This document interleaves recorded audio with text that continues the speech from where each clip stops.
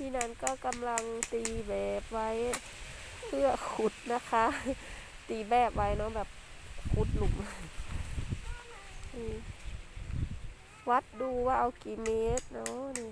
ก็ประมาณ5 เมตรค่ะทุกคน5 เมตรกว้างเนาะจากตรงนี้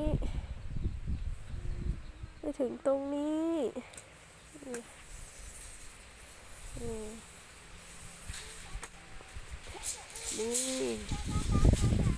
นี่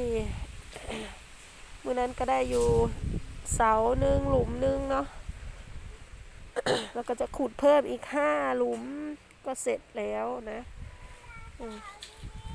เสาเราก็อยู่นู่นหญ้าก็ยังถางมาแล้วอยู่ทุกคนยังหกอยู่แต่ว่ามึงนี่ก็8แล้วแต่ว่าข้างข้างมันก็ยังหกอยู่นี่เนาะยังถางมาแล้วยังถางมาแล้วบ่มีเครื่องตัดหญ้าเนาะก็เอาจกเอาเสียมขุดเอาผ้าถางไปก็กระแปนอยู่เนี่ย